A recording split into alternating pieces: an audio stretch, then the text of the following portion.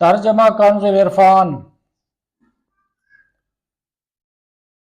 سورہ بقرہ کی آیت نمبر 66 سے 70 تک کا ترجمہ۔ اور یاد کرو جب موسیٰ نے اپنی قوم سے فرمایا، بے شک اللہ تمہیں حکم دیتا ہے کہ ایک گائے ذبح کرو، تو انہوں نے کہا کہ کیا آپ ہمارے ساتھ مذاق کرتے ہیں؟ موسیٰ نے فرمایا، میں اللہ کی پناہ مانگتا ہوں کہ میں جاہلوں میں سے ہو جاؤں۔ انہوں نے کہا کہ آپ اپنے رب سے دعا کیجئے کہ وہ ہمیں بتا دے کہ وہ گائے کیسی ہے۔ فرمایا، اللہ فرماتا ہے کہ وہ ایک ایسی گائے ہے جو نہ تو بوڑھی ہے اور نہ بالکل کم عمر، بلکہ ان دونوں کے درمیان ہو۔ تو وہ کرو جس کا تمہیں حکم دیا جا رہا ہے۔ انہوں نے کہا، آپ اپنے رب سے دعا کیجئے کہ وہ ہمیں بتا دے اس گائے کا رنگ کیا ہے۔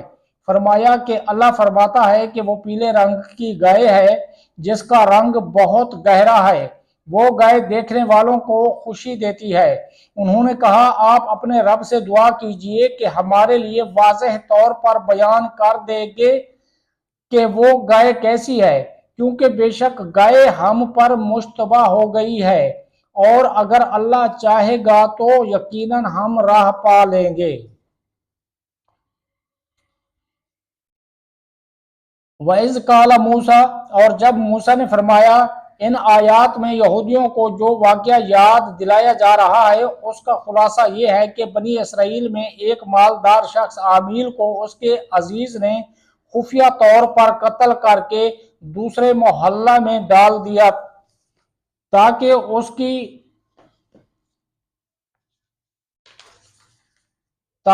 کی میراث بھی لے لے اور خون بہا بھی، اور پھر دعویٰ کر دیا کہ مجھے خون بہا دلوایا جائے۔ قاتل کا پتہ نہ چلتا تھا۔ وہاں کے لوگوں نے حضرت موسیٰ علیہ السلام سے درخواست کی کہ آپ دعا فرمائیں کہ اللہ تعالی حقیقت حال ظاہر فرمائے۔ اس پر حکم ہوا کہ ایک گائے ذبح کر کے اس کا کوئی حصہ مقتول کو ماریں، وہ زندہ ہو کر قاتل کے بارے میں بتا دے گا۔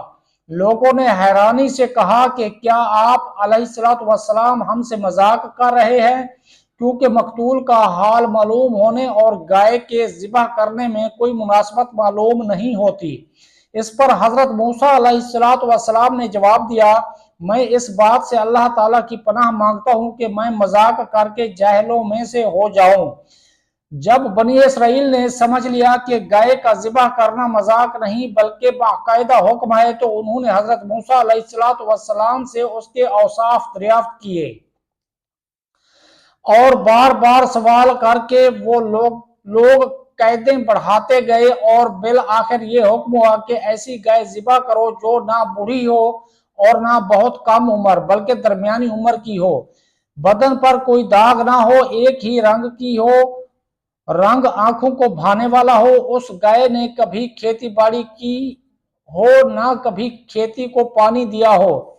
آخری سوال میں انہوں نے کہا کہ اب ہم انشاءاللہ راہ پا لیں گے۔ بہرحال جب سب کچھ طے ہو گیا تو ان کی تسلی ہو گئی، پھر انہوں نے گائے کی تلاش شروع کر دی۔ ان کے اطراف میں ایسی صرف ایک گائے تھی۔ اس کا حال یہ تھا کہ بنی اسرائیل میں ایک صالح شخص تھے، ان کا ایک چھوٹا بچہ تھا اور ان کے پاس ایک گائے کے بچے کے علاوہ اور کچھ نہ رہا تھا۔ انہوں نے ان کی گردن پر مہر لگا کر اللہ تعالیٰ کے نام پر چھوڑ دیا اور بارگاہ حق میں عرض کی، یا رب عز و جل، میں اس بچیا کو اس فرزند کے لیے تیرے پاس ودیعت رکھتا ہوں تاکہ جب یہ فرزند بڑا ہو تو یہ اس کے کام آئے۔ اس نیک شخص کا تو انتقال ہو گیا، لیکن وہ بچیا جنگل میں اللہ تعالیٰ کی حفاظت میں پرورش پاتی رہی۔ یہ لڑکا جب بڑا ہوا تو صالح و متقی بنا اور ماں کا فرما بردار تھا۔ ایک دن اس کی والدہ نے کہا، اے نور نظر، تیرے باپ نے تیرے لیے فلاں جنگل میں خدا کے نام ایک بچیا چھوڑی تھی، وہ اب جوان ہو گئی ہوگی، اللہ تعالیٰ سے دعا کرو کہ وہ تجھے عطا فرمائے اور تو اسے جنگل سے لے آ۔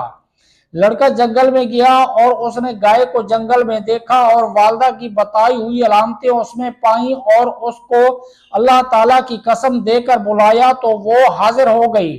وہ جوان اس گائے کو والدہ کی خدمت میں لایا۔ والدہ نے بازار میں لے جا کر 3 دینار پر فروخت کرنے کا حکم دیا اور یہ شرط کی کہ سودا ہونے پر پھر اس کی اجازت حاصل کی جائے۔ اس زمانہ میں گائے کی قیمت ان اطراف میں 3 دینار رہی تھی۔ جوان جب اس گائے کو بازار میں لایا تو ایک فرشتہ خریدار کی صورت میں آیا اور اس نے گائے کی قیمت 6 دینار لگا دی، مگر یہ شرط رکھی کہ جوان اپنی والدہ سے اجازت نہیں لے گا۔ جوان نے یہ منظور نہ کیا اور والدہ سے تمام قصہ کہا۔ اس کی والدہ نے 6 دینار قیمت منظور کرنے کی تو اجازت دی، مگر بیچنے میں پھر دوبارہ اپنی مرضی دریافت کرنے کی شرط لگا دی۔ جوان پھر بازار میں آیا۔ اس مرتبہ فرشتہ نے 12 دینار قیمت لگائی اور کہا کہ والدہ کی اجازت پر موقوف نہ رکھو۔ جوان نے نہ مانا اور والدہ کو اطلاع دی۔ وہ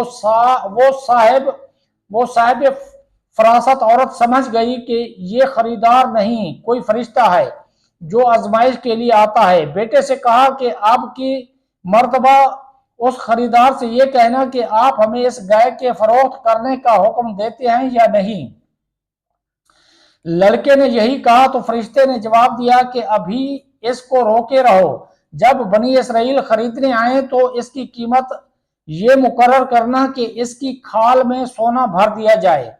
جوان گائے کو گھر لایا اور جب بنی اسرائیل جستجو کرتے ہوئے اس کے مکان پر پہنچے تو یہی قیمت طے کی اور حضرت موسیٰ علیہ السلام کی ضمانت پر وہ گائے بنی اسرائیل کے سپرد کی گئی۔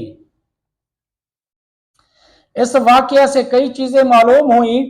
نمبر 1، نبی کے فرمان پر بغیر ہچکچاہٹ عمل کرنا چاہیے اور عمل کرنے کے بجائے عقلی ڈھکوسلے بنانا بے ادبوں کا کام ہے۔ نمبر 2، پیغمبر جھوٹ، دل لگی اور کسی کا مذاق اڑانا وغیرہ عیبوں سے پاک ہیں، البتہ خوش طبعی ایک محمود صفت ہے، یہ ان میں پائی جا سکتی ہے۔ شرعی احکامات سے متعلق بے